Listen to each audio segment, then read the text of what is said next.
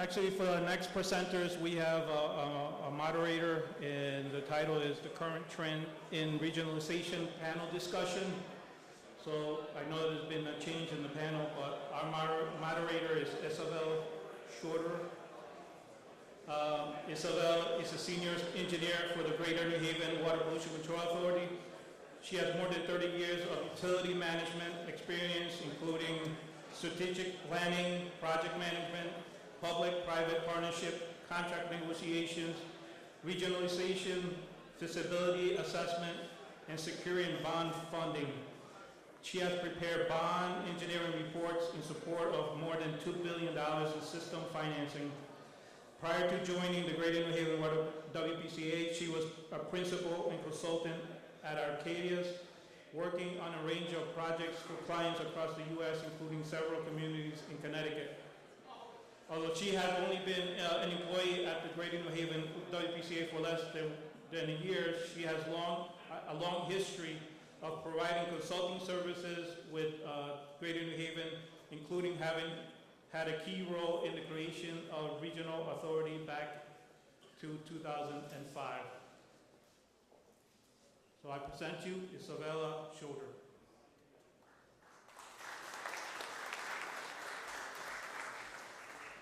Thank you very much for the introduction. I'm happy to be here today to moderate this panel and discuss a topic that is I'm very passionate about, and that is working together to do things better, smarter, and cheaper. And we have an awesome panel assembled here today, representing technical, legal, regulatory, and institutional sectors. And we had a few changes, but let me introduce our panel members in no particular order other than ladies first. Denise was not able to make it today, as you know, so we have Jennifer Perry. And Jennifer is the, am I talking too loud? Jennifer is the Assistant Director of the Connecticut DEP's Water Planning and Management Division. She is responsible for oversight and funding of municipal wastewater treatment plants, and state and privately owned dams and state-managed landfills. She's a licensed professional engineer in Connecticut and has over 20 years experience in water resources management. She also serves as the governor's appointee to the Thames River Flood Control Commission, and she is a graduate of UConn. We have Glenn Santoro, and he's already been presented, so I will not be repetitive, but welcome, Glenn. We also have here today Chris Clark. Chris is an operations manager, senior project manager for the Mohegan Tribal Utility Authority. He currently holds Connecticut licenses as a land surveyor and Class 1 water distribution operator. Chris has been with the Utility Authority for over 17 years and responsible for the operational oversight of the tribe's electric, water, sanitary sewer, and natural gas systems on the reservation. As the Authority's senior project manager, Chris is also responsible for planning, design, and construction of all utilities on and off the reservation. He also is the chairman of the Southeastern Connecticut Council of Governments Regional Water Technical Advisory Committee and continues to lead the region in finding effective regional solutions to water supplies and has been instrumental in the development of 2 successful regional water projects in Southeastern Connecticut. And last but not least, Jay Sheehan. Nobody here really knows who he is. No, I'm kidding. Jay is Vice President at Woodard & Curran. He has over 20 years of experience providing innovative water and wastewater solutions for utilities throughout the country. He has a BS in Civil Engineering from the University of Vermont.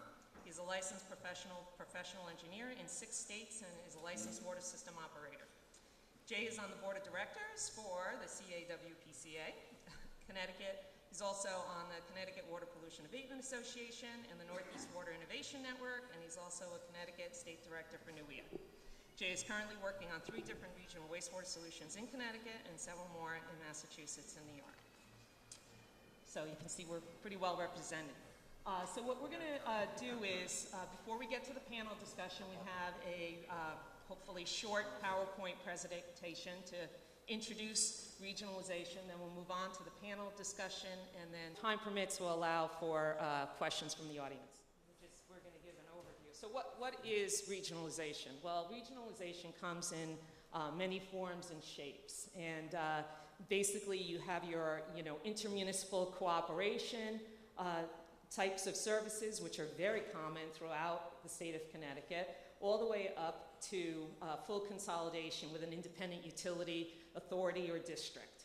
And the levels of regionalization will vary, and basically, the greater the sharing of the risks and rewards, then the higher the level of regionalization. So today, we're going to focus more on these higher levels of regionalization.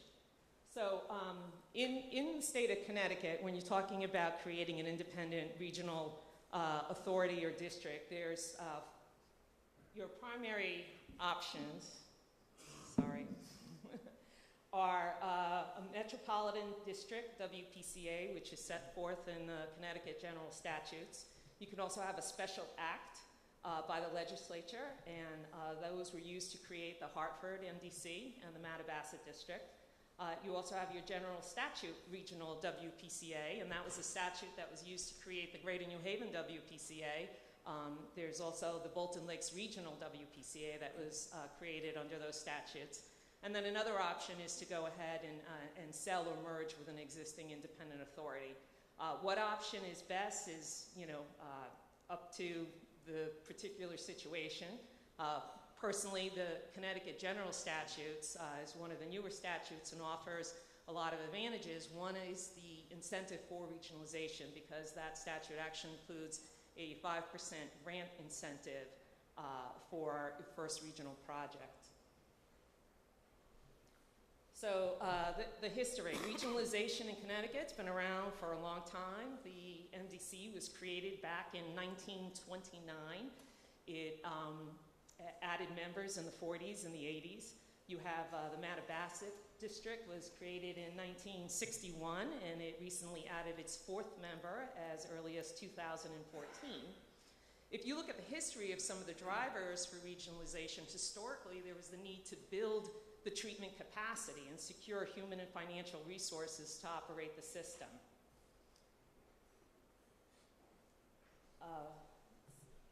While those drivers still continue here today, a lot of the treatment capacity is already built, and there are a lot of existing WPCAs, so we have a whole host of additional drivers, and those drivers fall more along the lines of consolidating services, finding ways to do things better, more cost effectively, save on capital dollars, and basically better environmental performance at a lower cost. And so examples, we have the Greater New Haven. Those were some of the items that drove the Greater New Haven. It was an existing interlocal arrangement that took it to the true regional level. Bolton Lakes, that still falls under some of the old drivers, where you had a lake community that needed to implement new sewer projects to improve the water quality of the lake. So some of the recent activity in Connecticut, similar to the Bolton Lakes, you have a bunch of beach associations along the shoreline communities that are no longer able to rely on septic systems and need to implement new sewer projects. And so Old Lyme, there's a bunch of beach communities there that are looking at regionalizing. You have a number of facilities that they're existing facilities, but there's increasing pressures for environmental upgrades and increasing financial pressures. So they're looking at regionalization as a potential solution to save capital dollars and improve performance at a lower cost. And then you have, some others, Bridgeport and Trumbull. They already have an existing interlocal arrangement, but they're looking if maybe possibly, taking that to the next level will provide some added benefits. So why consider regionalization? Well, in addition to the drivers that I discussed, wastewater is it's a regional issue. What happens upstream impacts what happens downstream. The environment doesn't recognize the municipal boundaries. There's also a lot of the WPCAs are enterprise funds of existing municipalities that have a myriad of responsibilities and liabilities, and some of those can result in competing interests. So regionalization provides a dedicated policy focus right onto water quality. You know, the financial and environmental benefits. And another added benefit of regionalization is that a municipality could sell its WPCA to the new or existing regional utility and garner monies from that asset sale, and they can actually put that money into their general fund to help the tax base. So this is really a summary of some of the typical benefits. You have regionalizing gives you the opportunity to optimize your governance structure, increases your operating flexibility and your credit strength. It provides more affordable services with higher environmental performance. Through the financing process, there's some opportunities there to create rate stabilization, fund, finance, and asset purchase. And it results in increased transparency. So, why doesn't everybody regionalize?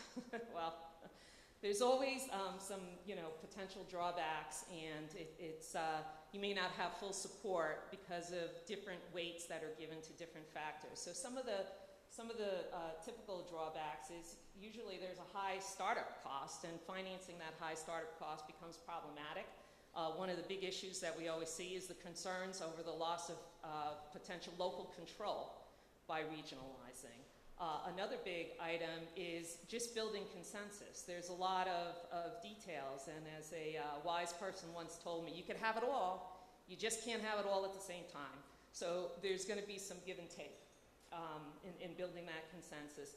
And just general change, there's change management, it takes time, it can be an emotional process.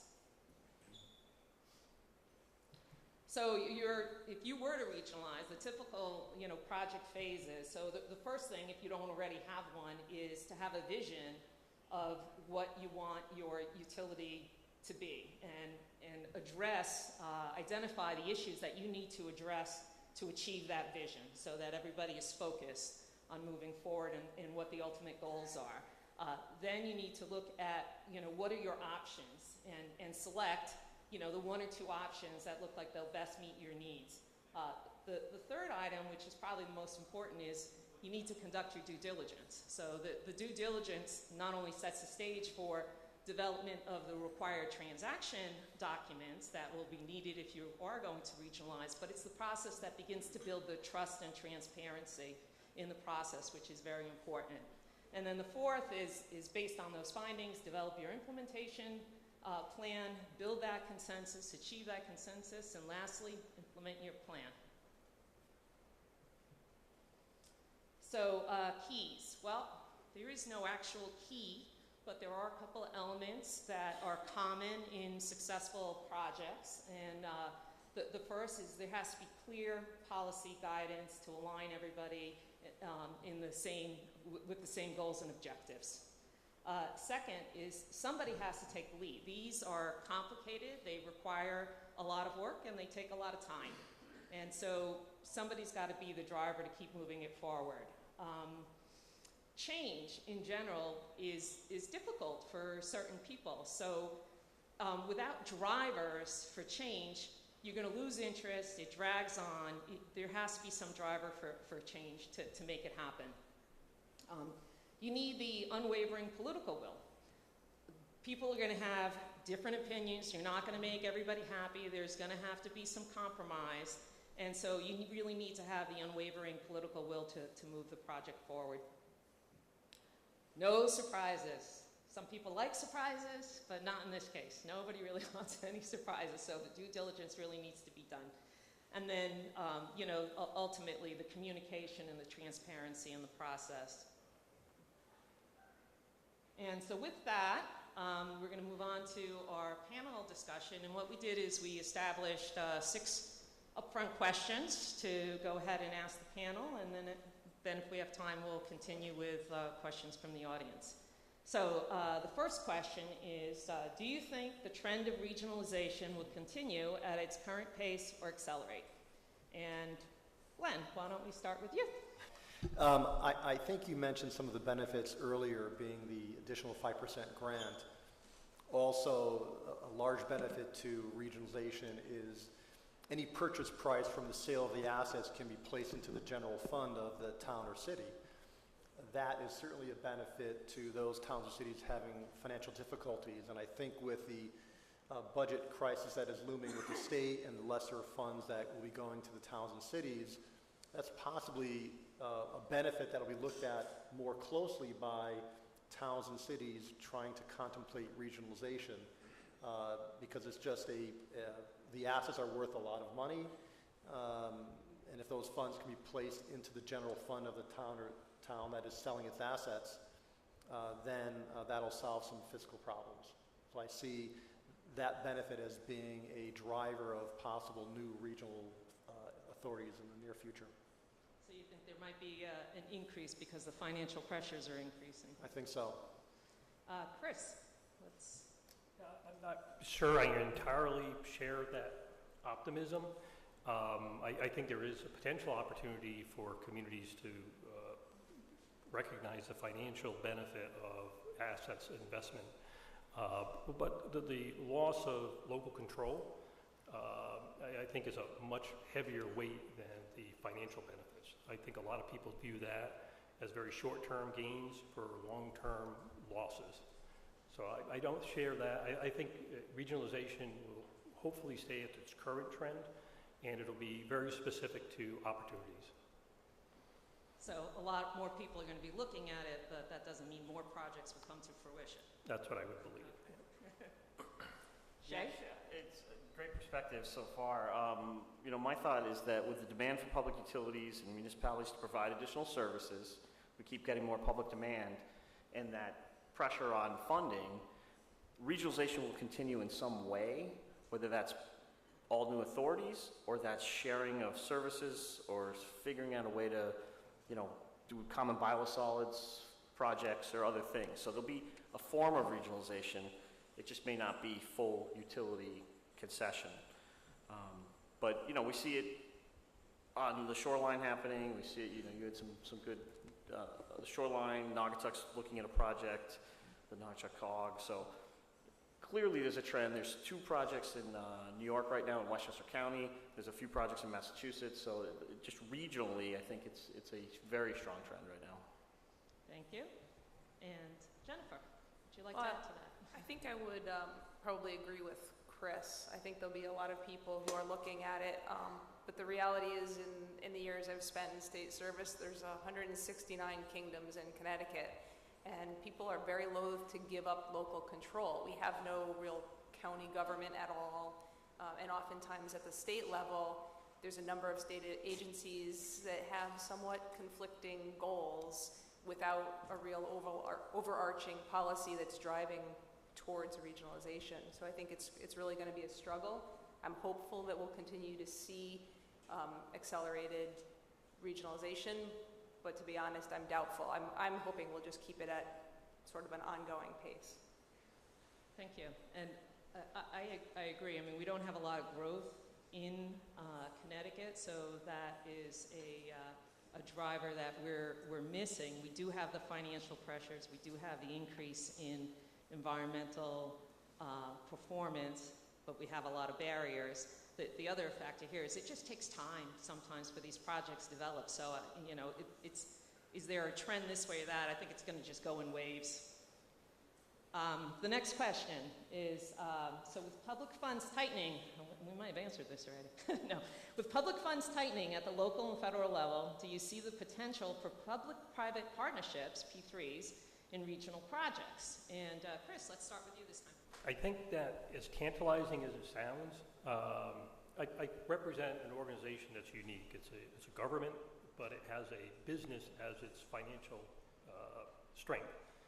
And we approach things more from a business perspective than we do from a government, although we do recognize that there are public benefits to the infrastructure that we invest in.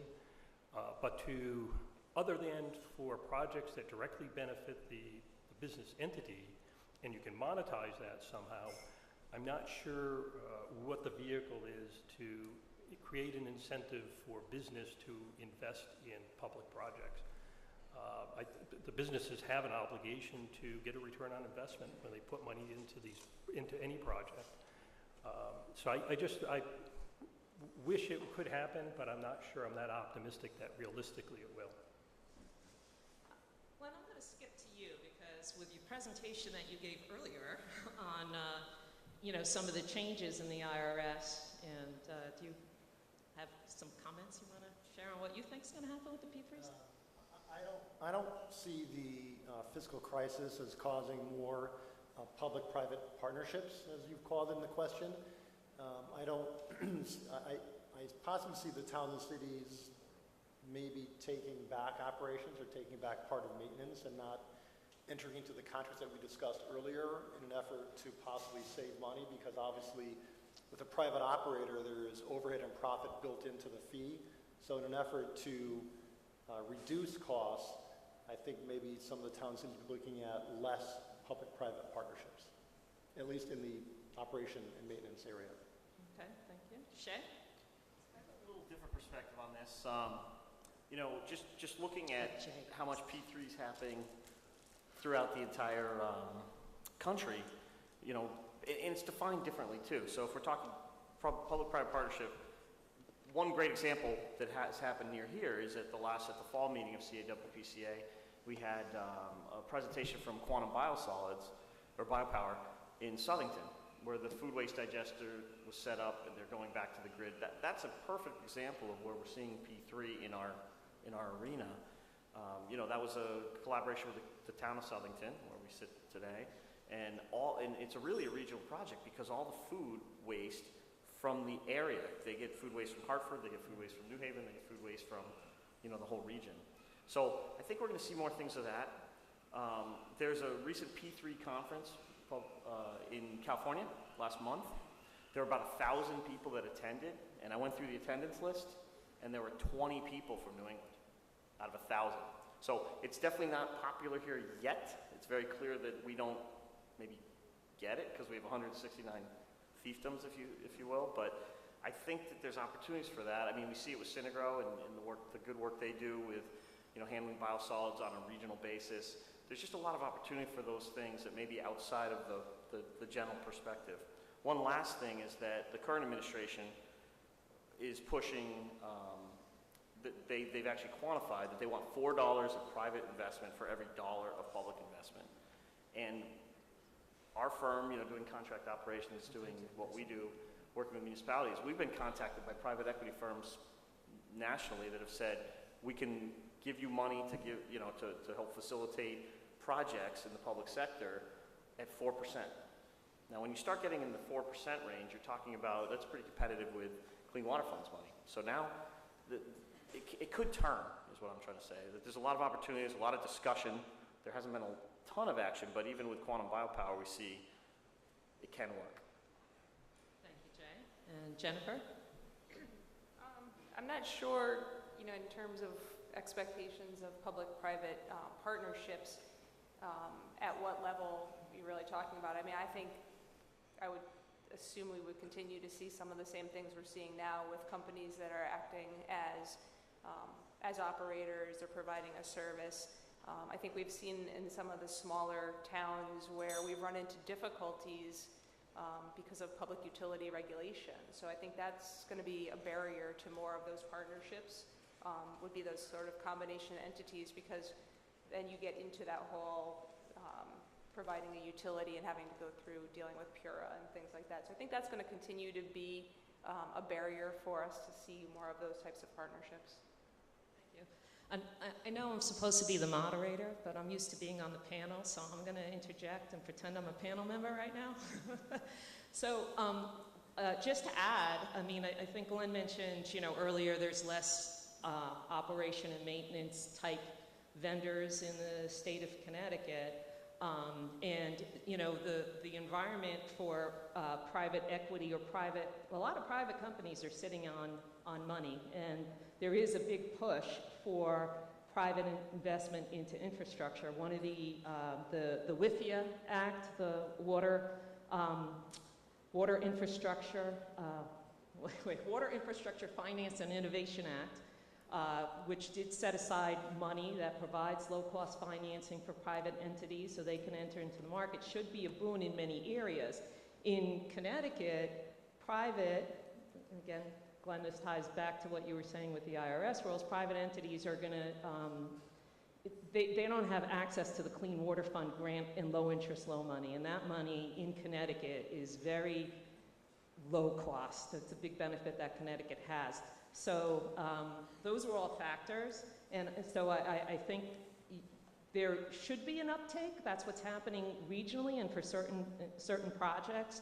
But the financing for them, for the private entity to get into hardcore financing in Connecticut, when you have a clean water fund that just gives you the low-cost financing, it's going to be harder to get it to that level, and we're going to probably just see more of the O&M type services.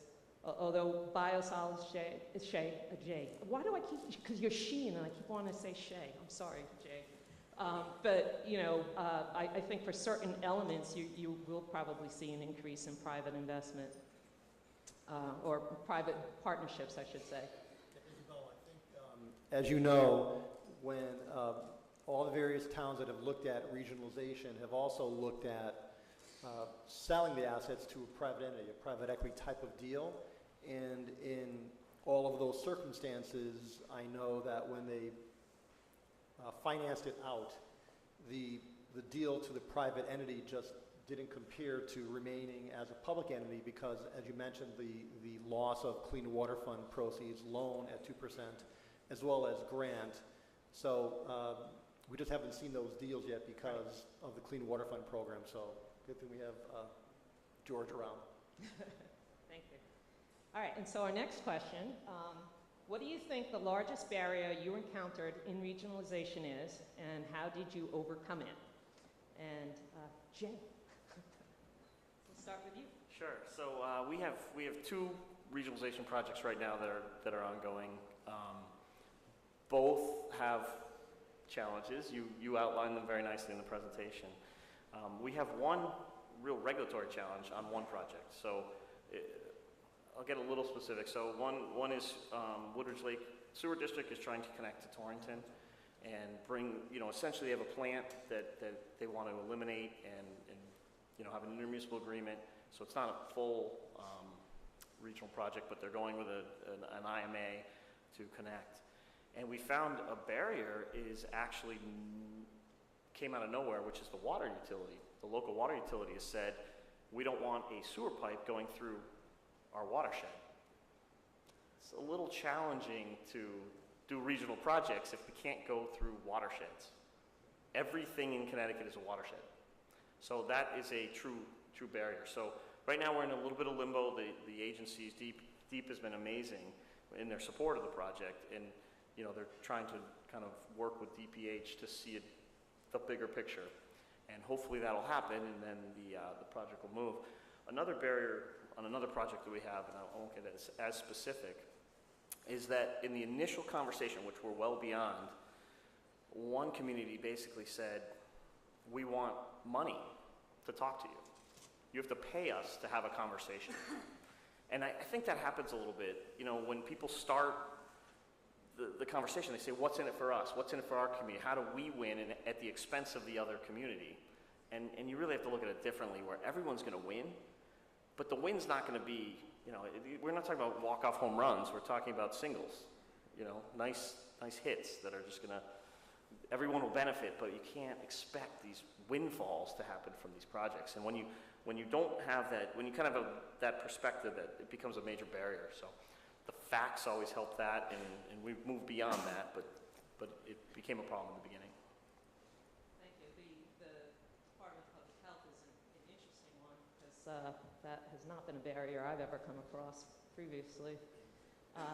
Jennifer, would you like to add to that? Well, I probably would have used the same example, being that I've been involved with that one for a little while now. But the other thing I would say is, you had mentioned earlier in your presentation the need for an unwavering political will to be a driver. And I think one of the things that we've run into repeatedly is not having that, whether it's at the higher level or whether it's at the town level, where you have your local officials who are driving a project and then they're not reelected. And somebody else comes in and they have a different mindset, and they're not going to pursue that project. Or maybe it goes the other way. I mean, there's been towns that we've been dealing with for years and years and years that we finally have gotten to a point that with a change in political officials, they're looking at things in a different light and trying to move things forward. So I think that the politics really end up driving things, and without having that steady pressure, projects just don't go. I agree. We've seen that on a lot. Glenn? I think the one issue Chris mentioned earlier is the local control issue, is getting folks to give up that local control. I think we've surpassed that, for the example, in the Greater New Haven, by being, Chris and I were actually talking earlier, very transparent, just discussing all the issues with all the people involved, WPCAs, councils, selectmen. I think if you're transparent and you open the entire project up to all the various towns and answer all their questions, I think it'll help to get through that local issue. Thank you. And Chris, I'm sure you have... Yeah, the transparency is critical. And Glenn had mentioned the project he and I had worked on, is we were negotiating, there was 25 people sitting in the room trying to negotiate the deal. But I think that, and as much heartache as transparency gives you, and sometimes you're wondering why you did this to yourself, I think it does help to prevent the misunderstandings of what are out there. Once those seeds are planted, it's very, very difficult to eliminate it. You can't eliminate it, but just to try to control it. So you're better to take your lumps right up front. But a point you had picked up on, which I think is ultimately critical, is there's someone, you have to have one person who is going to lead the fight and be hopefully the one that's going to communicate amongst the individuals that are critical to it on a very frequent basis and make sure that what one person is saying, you're relaying that same information to other parties that are part of the effort. I think what happens with that is it starts to build this trust that there isn't a hidden agenda. And you will have the curveballs of the community that wants to hit the home run, as Jay had said, and they're going to be there. But our personal experience was if you've got a large enough group, they kind of get their ideas that they are going to win and everybody else is going to lose is controlled by their peers, other chief elected in communities or chairman of WPCAs.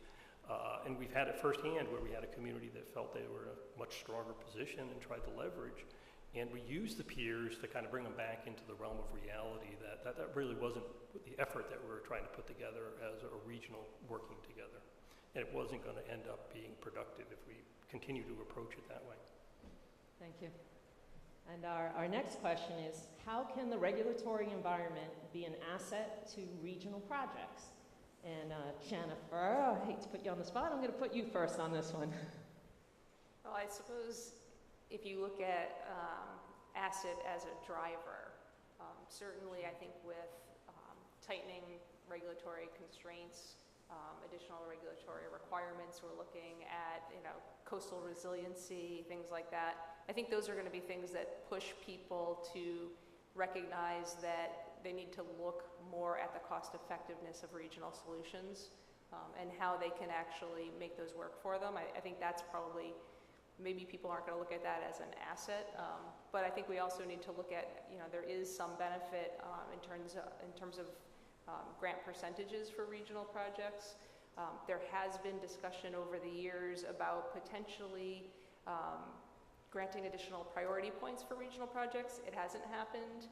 It would probably require regulatory changes, so it hasn't happened to date. Could it happen in the future? I think that depends on where the conversations continue. If there is an overwhelming response for people who are looking for that, then that could actually occur in the future.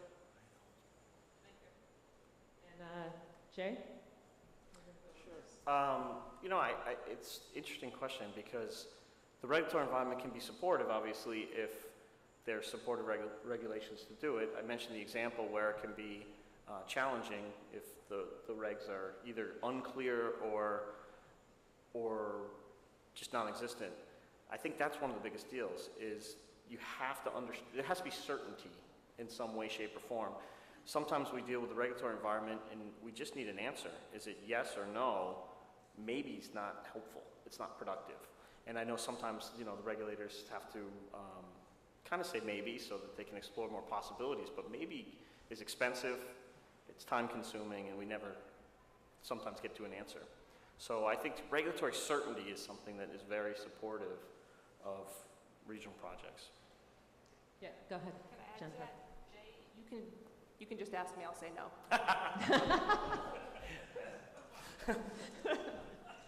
Very nice. Chris? Well, echo what Jay is saying in the respect that the certainty would be nice, but you also have to, at least personally, I think I approach it that I understand the predicament that the regulators are in, is that they can't, you know, compromise that objectivity to the process. However, they are extremely critical. They are a player in all this because you're trying to negotiate amongst multiple parties.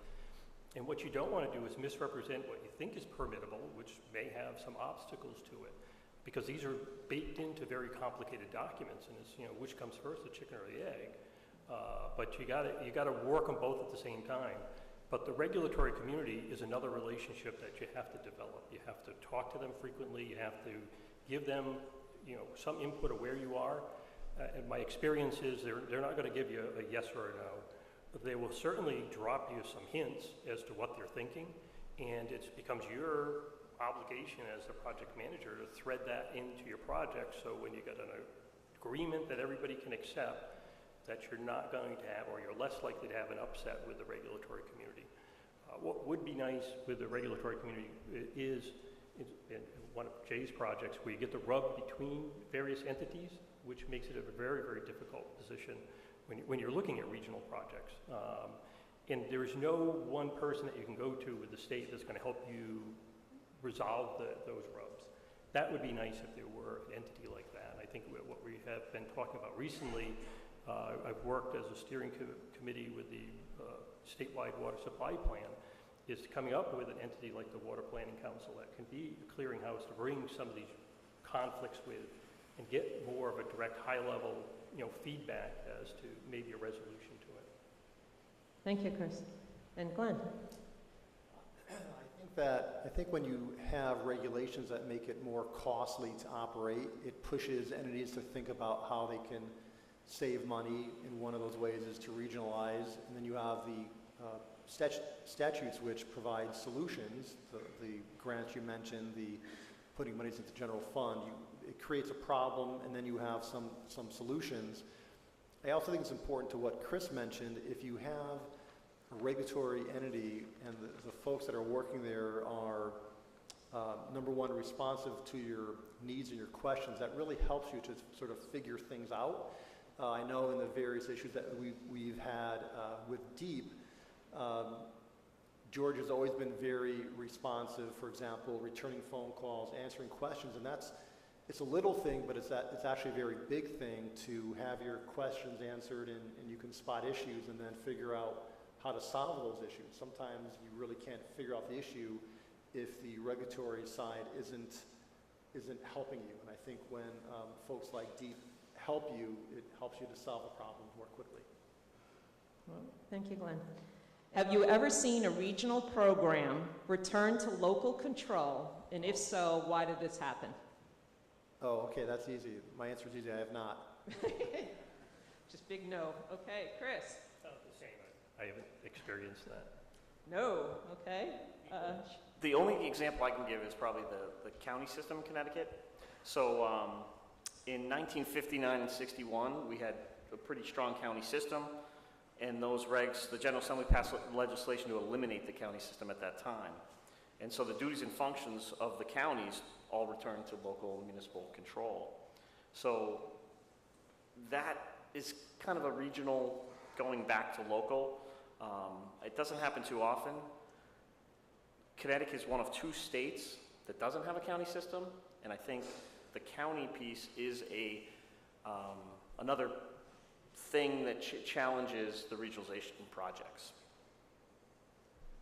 I also think it's a piece that potentially drives regionalization projects, because in a lot of other states, because they have county government, you have a lot of regional projects that are county, run or operated. And in Connecticut, you're not getting the synergies of the counties, which is actually a driver for regionalization. But at the same time, you don't have any kind of organization to help pull it all together. So it's a two-edged sword as far as.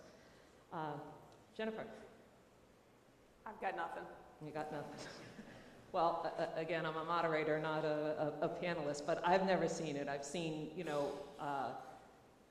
private operations taken back to public operations, and I've seen, outside of the wastewater industry, like the solid waste industry, where you're dealing with, termed, landfill lives, or where some of it has gone from regional back to local, but never seen it in the water industry, wastewater industry.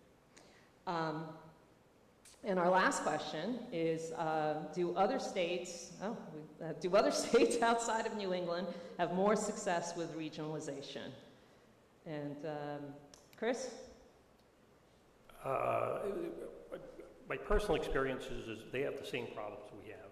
I believe the exact same issues. I was fortunate enough to work on a project for the tribe out in South Washington State. And at the same time our project was moving forward, the county government was trying to put forth a plan to regionalize their wastewater systems. They put an enormous amount of effort into it. It was not underfunded or understaffed. The project manager was very understanding of the industry and the challenges. When I left my project, 18 months later, he was still in the same spot that he was when I met him the first time around. And he ran into the exact same issues, was nobody wanted to give up control of their systems, and the cost of it was just not spiraling out of control, but it was significant. So you couldn't find any community that wanted to buy into this, so he couldn't pull together any meaningful coalition.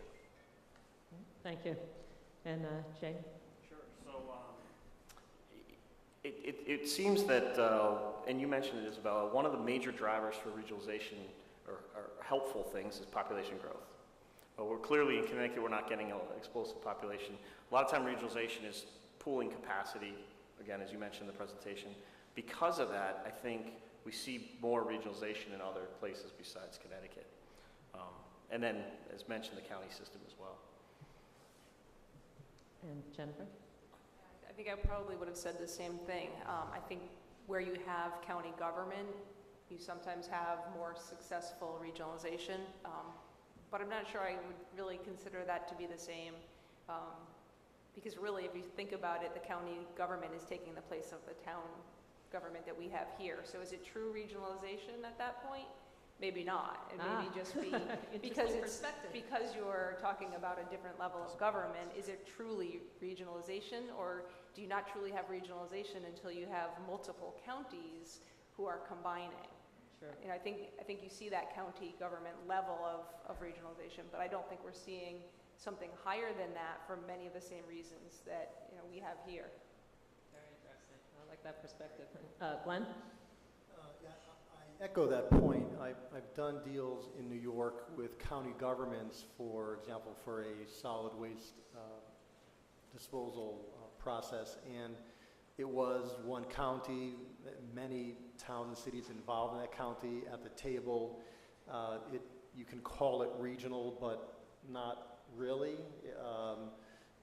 And they don't really call it regional, just a county deal. So I'm not sure what's happening out in California with these kinds of deals, but they're usually on the forefront of different types of transactions. I'm just not sure what's going on out there. I'm here in Connecticut and New York, but that's it. Yeah, the one thing, Jay, back on growth, in Connecticut, there's slow growth. Most of that growth is projected to occur along the I-95 corridor. So even if you don't have expansions necessarily, you have growth, and so there is, probably if there's going to be more activity, it's going to be along the shoreline and along the I-95 corridor. But I think in other communities where you do have, population growth and/or we're not seeing, I don't even think globally anybody, everybody going out rural. You have more of the population cities increasing with population, just generally. So I just wanted to add that point. All right, are there any burning questions from the audience? I'm Raymond Turry. I'm president of the Woodridge Lake Sewer District. We are a volunteer board who can't wait to give up local control. And liability.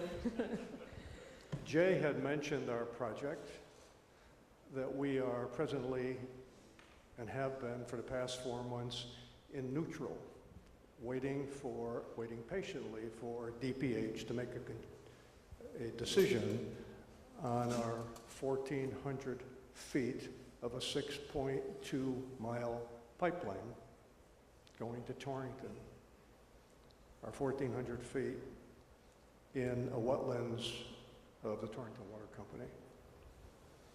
If we get a negative decision from DPH, how is that going to impact future regionalization projects?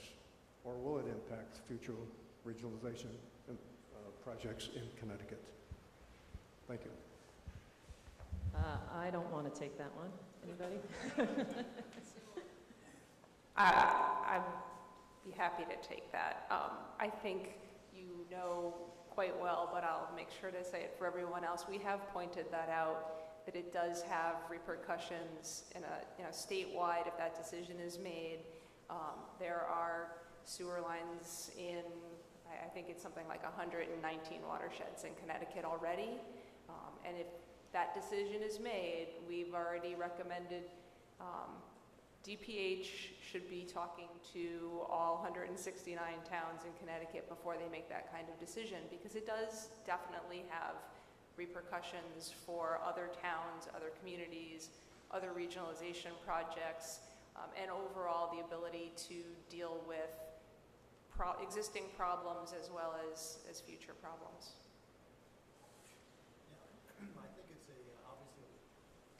I think it's a loaded question. Obviously, it will have an impact, but it goes back to what I discussed earlier. DPH, it needs to be your ally. It's received some kind of complaint regarding the watershed.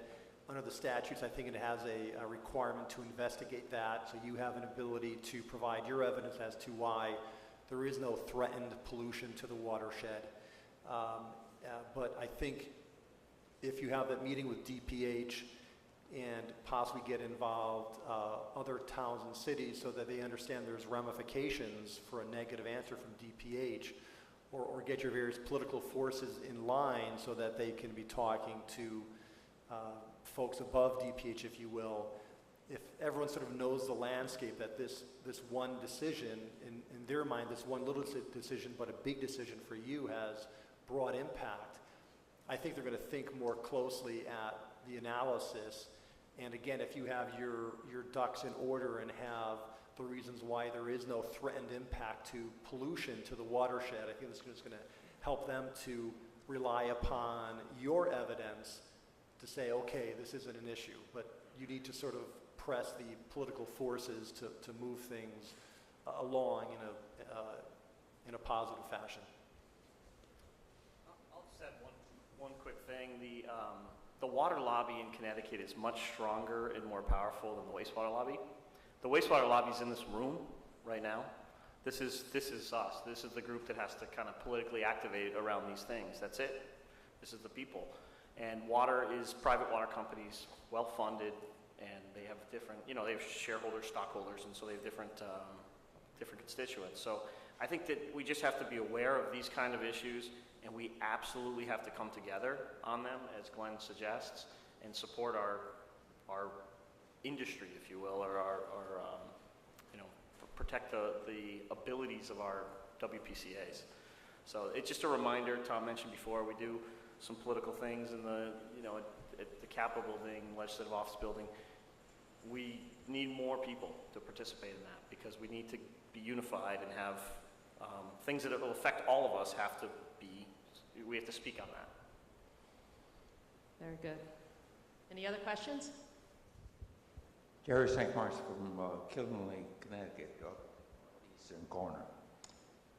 About 5-7 years ago, I spoke to surrounding towns as to whether they would want to unite and have all their sewage go through our plant. And the answer was a very, very resounding no. I would like to ask whether this concept of regionalization is more a city-oriented type of thing, where this can be done with a city municipality and its citizens, where most of the people in the city are sewered. In towns, we have a long history, as all of us know, of being independent, not wanting to cooperate that much with the neighboring town, unless you have to. And on that basis, it makes it difficult, I can understand, for a regionalization.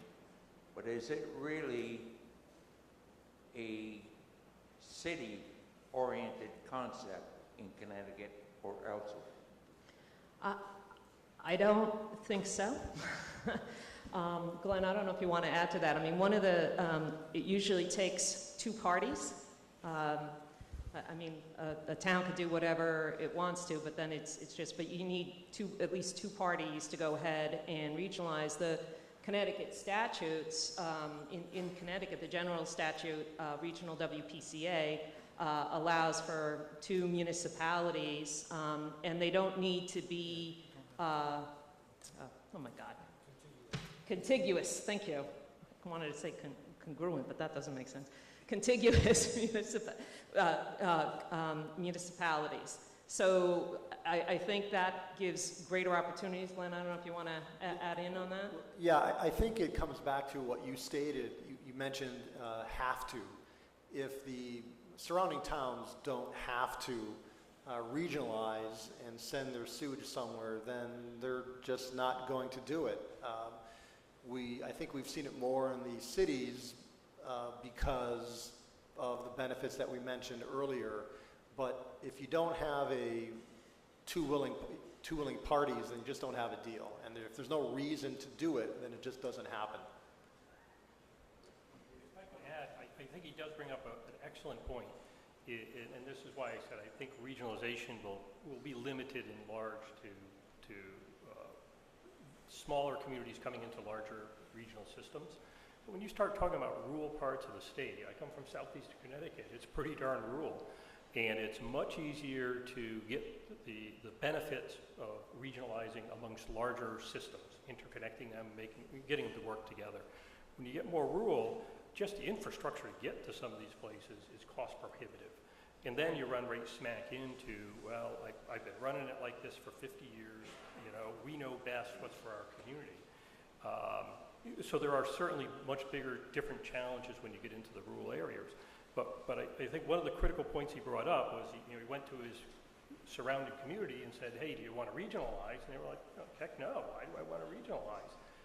What we had done with the two projects that I was very familiar with and put a lot of time into them was what we had to do first was do our groundwork and understand what challenges the various communities had and how could a project, depending upon what that project's end result was, how could that benefit each one of them? And some of them it benefits it a lot, some of them not so much.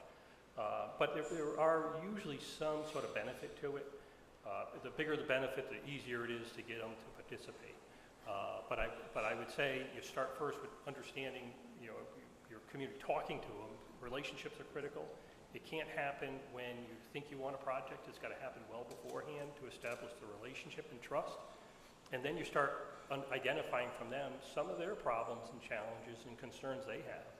And that's how you can sell them on it. But it takes years. It's not even months. It's years. Both the projects I did, it was 18 months from beginning until you finally got a deal put together. And they could have easily slipped further than that. I think we were moving them as quickly as we could without running the fear of leaving a party out of important communication. Just a really quick point. I'll be very quick, Dennis, I promise. No worries. There's a fairly unique situation that I'm fortunate to be part of with my town, the Simsbury I'm on the WPCA there. We're a semi-regional. We have, Granby, the northern community, comes into Simsbury. Avon has portions of it that come to Simsbury, but Avon also has portions that go to Canton and Farmington. So I think we have to think differently. It's kind of an elegant thing for the town of Avon. They don't have any waste treatment facilities, but they use Canton, Farmington, and Simsbury, and that works for them. There's some complexity to it, but we have to think differently about how we're bringing those rural communities in, because as was pointed out by Chris, it is very expensive to convey that wastewater long distances. So use what you can and where you can, and kind of change the game a little, and I think it can be very effective. Thank you. All right, can I have a big hand for our panel members?